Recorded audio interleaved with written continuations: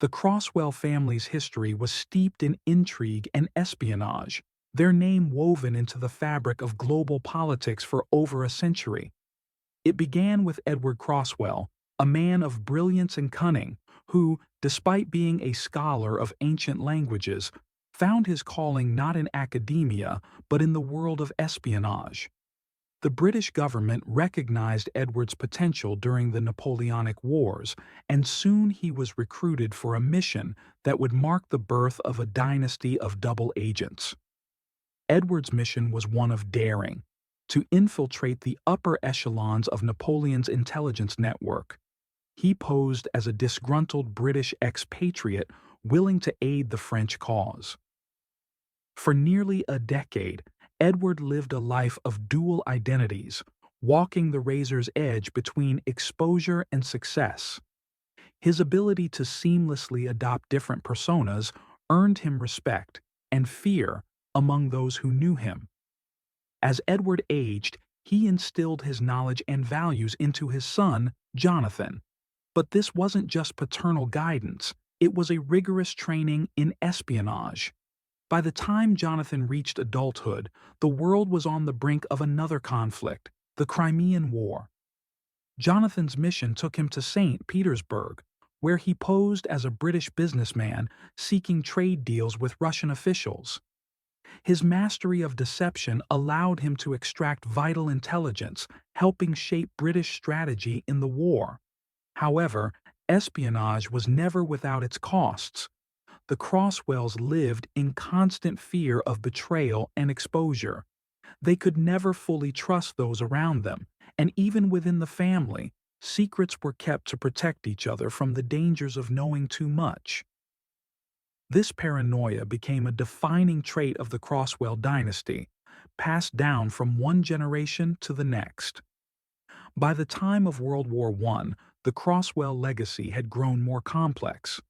Emma Crosswell, a fierce and determined woman, carried the torch into the 20th century. Fluent in 5 languages and trained in combat and cryptography, Emma took on missions that would have seemed impossible to her ancestors. Disguised as a German nurse, she operated deep within enemy territory, sending encrypted messages back to British intelligence. Her brother, Samuel, worked in the Middle East, posing as a merchant to gather intelligence on Ottoman forces. The war ended with both siblings narrowly escaping capture, but the scars it left, both physical and emotional, were a reminder of the price they paid for their double lives. When the Treaty of Versailles was signed in 1919, the Crosswells hoped that peace would bring an end to their clandestine work. Yet, as history would soon reveal, peace was only temporary. By the 1930s, Europe was once again teetering on the brink of war. James Crosswell, grandson of Edward and father to a new generation of spies, recognized the looming threat posed by the rise of fascism. Though reluctant to involve his children in the family business, he knew they were the only ones capable of carrying on the Crosswell legacy. Thomas, Clara, and Philip Crosswell, the new generation, were raised with an awareness of the family's history, but were initially kept away from direct involvement. Thomas, the eldest, had pursued studies in engineering, while Clara excelled in linguistics, and Philip developed a passion for art and history. But when the world began spiraling toward another great war, James had no choice but to bring them into the fold. In 1938, Thomas and Clara were sent to Germany, posing as British students studying abroad. Their real mission, however, was far more perilous: to infiltrate the Nazi regime and uncover its military plans. Under the guise of scholars, they mingled with high-ranking Nazi officials, attended social gatherings, and gathered intelligence that would prove crucial in the years to come. Meanwhile, Philip was dispatched to Italy, where Mussolini's regime had allied itself with Hitler. Posing as an art dealer, Philip gained access to high society and used his charm and expertise to gather intelligence on Italian military movements. Though separated by geography, The Crosswell siblings remained connected through a network of operatives who facilitated the exchange of information between them. As World War II erupted, the Crosswells became key players in the Allied intelligence effort. Their missions grew riskier with each passing year, and the line between success and failure became increasingly thin. Clara, in particular, found herself grappling with the moral complexities of espionage. She witnessed firsthand the horrors inflicted by the Nazi regime and began to question the morality of deception, even if it served a noble cause. Despite their personal struggles, the Crosswells pressed on. In 1942, Thomas intercepted critical information about Germany's plans for the Eastern Front, which helped the Allies prepare for the grueling battles to come. Around the same time, Philip managed to uncover details of an impending Italian offensive in North Africa, allowing the British to gain the upper hand.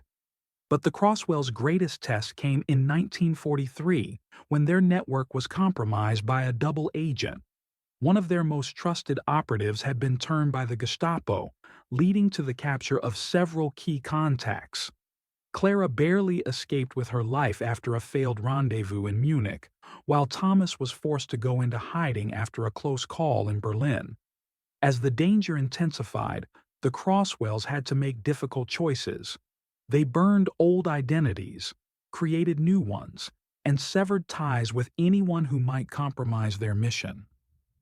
Each sibling faced the reality that their lives might end at any moment, yet they continued their work, driven by a sense of duty and loyalty to one another. By early 1945, the war was nearing its end, but the Crosswells knew their mission wasn't over. They were tasked with one final high-stakes operation: to intercept a covert meeting between Nazi and Japanese officials in Berlin. The intelligence they gathered during this mission provided the Allies with critical information that hastened the war's conclusion. As Berlin fell to Allied forces, the Crosswell siblings found themselves at a crossroads. For generations, their family had lived in the shadows, sacrificing personal happiness for the greater good. But with the war over, they faced a new question. Could they finally step out of the shadows and lead normal lives, or would the ghosts of their past continue to haunt them? As the war drew to a close, the Crosswell siblings found themselves in a world irrevocably changed by conflict. The mission that had defined their lives for years was over, yet peace felt unfamiliar and incomplete. For generations, the Crosswells had lived dual lives, agents of deception whose true identities were known only to a select few. Now, they faced the daunting task of reintegrating into society without the looming shadow of war. Returning to London in the summer of 1945, Thomas, Clara, and Philip were met with quiet commendations from British intelligence. Their work had been invaluable, but it was cloaked in secrecy. No medals, no public recognition, only whispered gratitude from government officials who knew the price they had paid. The siblings were offered new roles within the intelligence community, but for the first time in their lives, they hesitated. Clara, in particular, longed for a life beyond espionage. She had seen too much, endured too many close calls, and carried the emotional burden of lives lost in the web of deceit she had helped weave. She dreamed of settling down, perhaps returning to her love of languages by becoming a professor. But walking away from the life of a spy was easier said than done. Even in peacetime, the Crosswell's skills were in high demand, and leaving the world of espionage meant exposing themselves to those who might seek revenge. Thomas, ever the pragmatist, believed they still had a duty to serve. He argued that the post-war world was far from stable, tensions were already brewing between the Allies, and whispers of a new conflict, this time with the Soviet Union, were growing louder. Thomas felt that stepping away now would be abandoning their legacy at a time when it was most needed. Philip, however, was caught between his siblings' opposing views. Though he shared Clara's desire for a normal life, he also understood Thomas's concerns. He proposed a compromise. They would remain loosely affiliated with British intelligence, taking on missions only if absolutely necessary, while gradually building lives outside the shadows. It was a risky plan, but it offered a glimmer of hope for a future that wasn't defined solely by espionage. Their decision was soon tested when an unexpected threat emerged. In late 1946, British intelligence uncovered a plot involving remnants of the Nazi regime attempting to regroup and establish a clandestine network across Europe. The operation was codenamed Phoenix Rising, and its objective was clear: to reignite the flames of war by destabilizing the fragile post-war order. Reluctantly, the Crosswells were pulled back into action. This time, however, the mission felt different. They weren't fighting a global war. They were trying to prevent one. The siblings worked together more closely than ever, leveraging their unique skills to infiltrate the remnants of the Nazi network. Clara's linguistic prowess allowed her to pose as a Swiss journalist, gaining access to key figures. Thomas used his engineering background to track the movement of illicit arms shipments, while Philip's art dealer cover helped him uncover secret financial channels funding the operation. Their efforts culminated in a tense confrontation in the Austrian Alps, where a secret meeting of high-ranking conspirators was taking place. The Crosswells, aided by a small team of Allied operatives, managed to intercept the meeting and expose the network's leaders. The mission was a success, but it came at a cost. One of their closest allies was killed in the operation, a stark reminder that the dangers of their world had not disappeared with the end of the war. With Phoenix Rising dismantled, the Crosswells once again faced the question of their future. Clara was more determined than ever to leave the life of a spy behind. She had seen enough bloodshed and deception to last a lifetime. Thomas, though still wary of the geopolitical landscape, began to reconsider his stance. Perhaps, he thought, they had done enough. Perhaps it was time to build lives of their own, free from the shadows.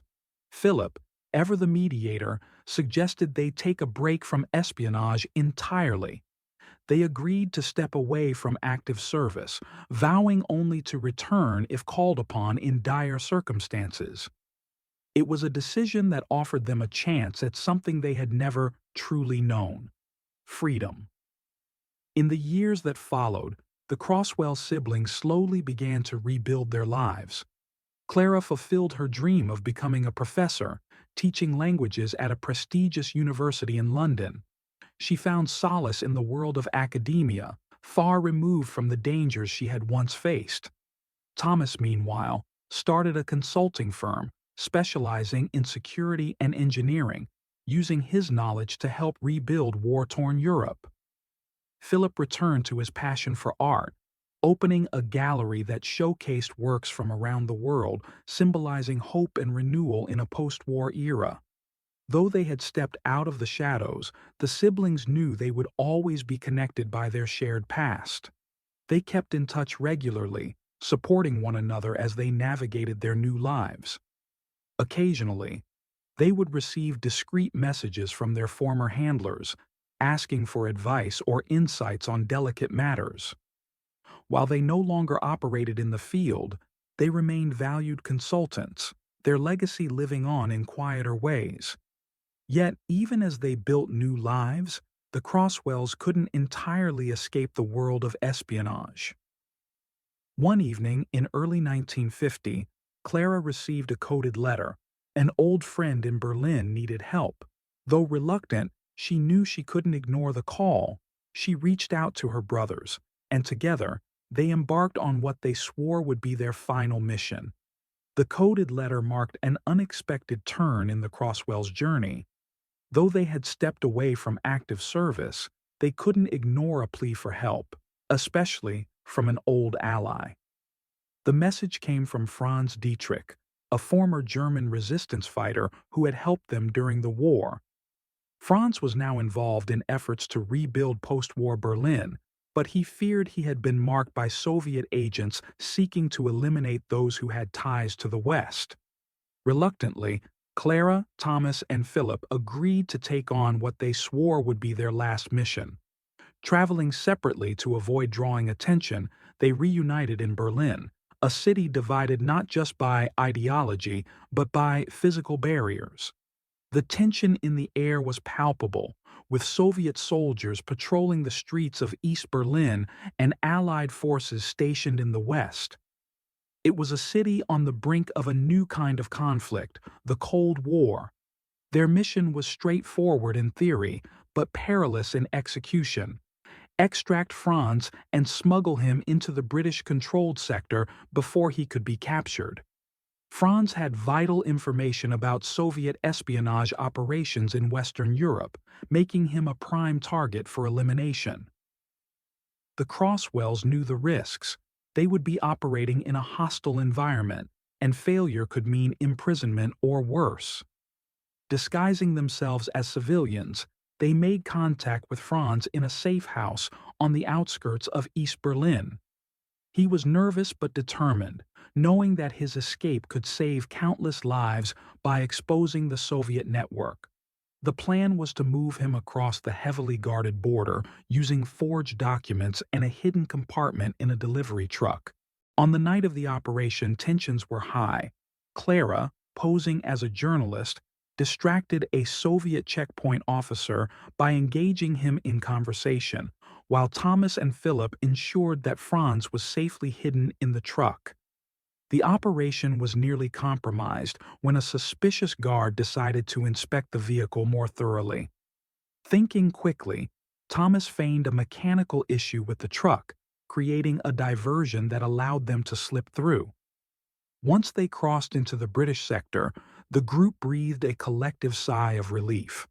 Franz was taken into protective custody, and his information proved invaluable to Western intelligence. For the Crosswells, it was a final reminder of the dangers they had once faced daily, and a confirmation that their decision to step away had been the right one. With the mission successfully completed, the siblings returned to their lives, this time with a sense of finality. They knew they had done all they could, and now it was truly time to move on. Franz's gratitude was heartfelt, but it was his parting words that resonated most. "You've spent your lives in the shadows, but the world needs people like you to live in the light." In the years that followed, the Crosswells found peace in ways they never thought possible. Clara married a fellow professor and continued her work in linguistics, becoming a renowned scholar. Her lectures on the complexities of communication between nations were influenced by her experiences, though she never revealed the true extent of her past. Thomas expanded his consulting firm, helping to design security systems for embassies and sensitive installations. His reputation for integrity and discretion made him a trusted advisor to governments around the world. He eventually married a former intelligence officer, someone who understood the life he had lived and shared his desire for a quieter future. Philip's art gallery flourished, becoming a beacon of cultural revival in post-war London. He married an Italian sculptor he met during his time in Florence, and together they raised a family, instilling in their children an appreciation for beauty and creativity. Though he rarely spoke of his past, Philip occasionally found solace in painting scenes from his memories, images of war, hope, and the bonds of family.